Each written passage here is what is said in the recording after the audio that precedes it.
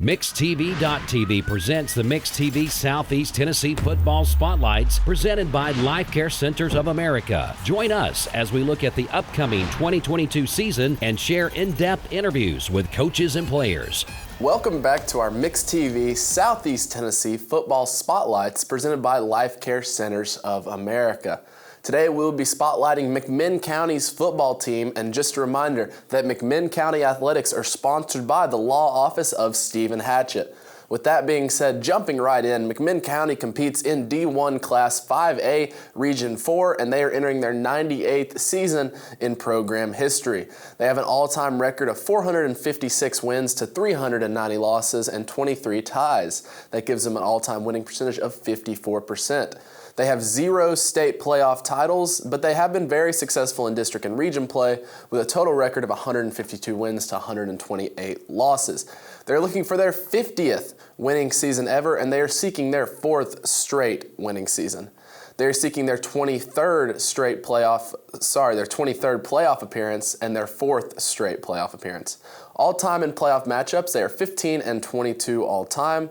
They've been very successful recently. Since 2019, they have a record of 27 wins to just 8 losses.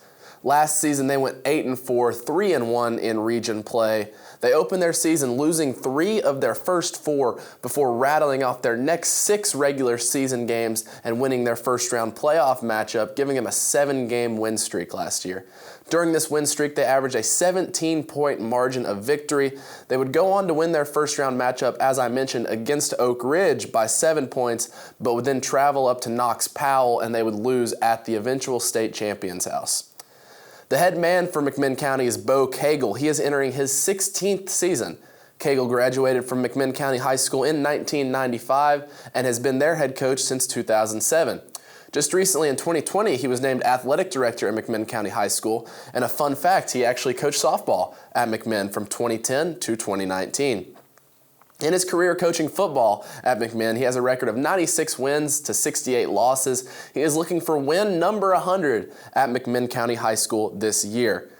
He has 9 7+ win seasons at McMinn County High School and only 6 losing seasons in his 16 completed seasons there. Looking ahead at the schedule for the Cherokees, they will open with their crosstown rival McMinn Central, who they have dominated just in the all-time series with 41 wins in 49 matchups. They will then travel to Cleveland, who they lost to last year. They will host Ray County, who they lost to last year. And they will travel to Bradley Central to face off in one of the oldest rivalries in the state. They will meet for the 100th time. McMinn lost that game last year. They will then host back-to-back games against Howard and East Hamilton, 2 schools that McMinn has not played historically. McMinn picked up their first win in their first matchup versus Howard last year, and they picked up a win in their third matchup against East Hamilton last year. Then McMinn will have a bye week, week 7, before hosting the combination of Sweetwater and Walker Valley. A fun note on the Walker Valley game, McMinn County has never lost to Walker Valley in 13 meetings. They will then travel for their last 2 games. They will go at Loudon and then at Ottawa to finish up their schedule. With that being said, we are going to head over to McMinn County High School to speak with the head man of the McMinn County Cherokees, Bo Cagle. Ryan Lovelace here at McMinn County High School, joined by head football coach Bo Cagle. Coach, just sort of jumping right in, last season was your 3rd straight season with 8 or more wins. How have you guys been able to just maintain success over the last couple of years? We've got a lot of good football players. 2 of those years had a really great running back. He set every record we have. Obviously, we've lost him. Piled on top of that last year our quarterback came in there and played well, but we've always had a great defense, and our defense really held up well. Hopefully we can do that again, and but you never know. You never know year to year. It depends on teams you play, but we've been very fortunate the past few years.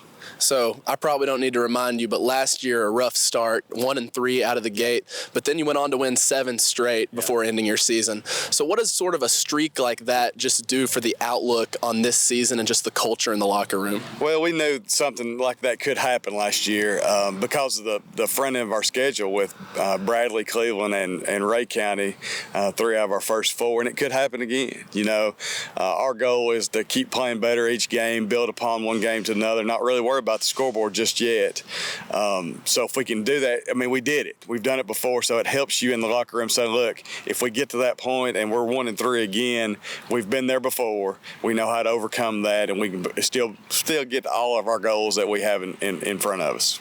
So obviously the tough thing about high school football is every year you have some seniors graduating. So who are some seniors that have graduated, and just can you speak on what they've meant to this program? Are you talking about this past year, yes, sir. the ones we don't have now? Yeah, I mean, really our lines, you know, we lost 3 pretty good linemen with Jared Gable on the defensive line and Connor Bates on the defensive line. You know, we lost several of those guys right there. We got a lot of skill guys back. Daniel Belt was a linebacker for us. You know, those guys really hurt us because of mainly the strength and depth of our line. Connor and the other one, they both play both ways. Yeah. And so you're losing 4 positions by losing those seniors, so you got to replace those somehow. So who are some guys that have sort of stepped up just to fill the holes they've left? Well, you know, we had 2 returning starters on the offensive line with Chenard and Patton there. They returned on the offensive line. We've got a freshman moving over to one of our guards. We've got inexperience across through there. We've only got 1 returning starter on the defensive line with Aiden Wilson.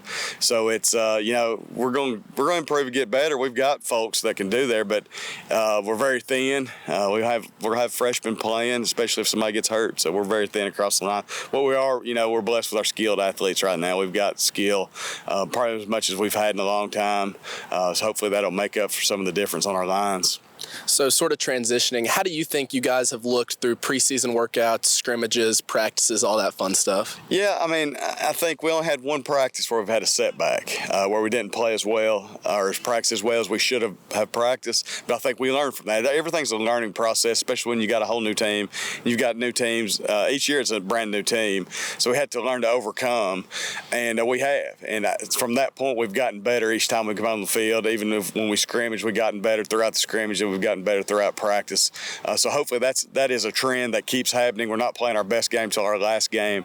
The next game's always going to be better than the one before, and that's what we strive for. So what would you say is your biggest key to just coming out and having another great season? Well, I mean, it's arbitrary. We could have a great season and not win very many games. Yeah. You know, we can come out and play.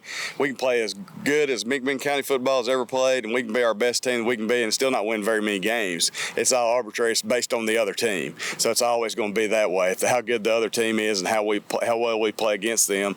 But I've been a part of many games where we played the best we played in a long time, not won. Yeah. And I've also been a part of games where we didn't play very well and won. So you know, those things are arbitrary really in our mind. We just want to come out and improve each time, and we're going to look at ourselves and how we're doing in the game, and then look at the scoreboard at the end. If it's a win, it's a win. It's a loss, we're going to move on and keep playing next day. So lastly, you've been doing this for a while. You just finished up, as you said, some maintenance on the field. But how excited are you that, you know, it's almost fall and football's about ready to start? Yeah, I mean, it's an exciting time of year. School starts. You got a new team. There's excitement all around. You know, we start with our crosstown rival with McMinn Central, so the county gets a vibe about it, and it's getting really close. So it's a lot of fun. I know the kids love it. We get excited as adults, but it's really for them. Yeah. You know, it's for them to have some excitement, play in front of their community, and show what we've done all off season. Well, this has been head coach here at McMinn County High School. Now we're going to send it back to the station. The Cherokees of McMinn County will open their season on Friday, August 19th at home against crosstown rival McMinn Central. That game will kick off at 7:30. Just a reminder that McMinn County Athletics are sponsored by the law offices of Stephen Hatchett. But that concludes our Mixed TV Southeast Tennessee Football Spotlight presented by Life Care Centers of America. I'm Ryan Lovelace, and we'll see you back here next time for our next Spotlight.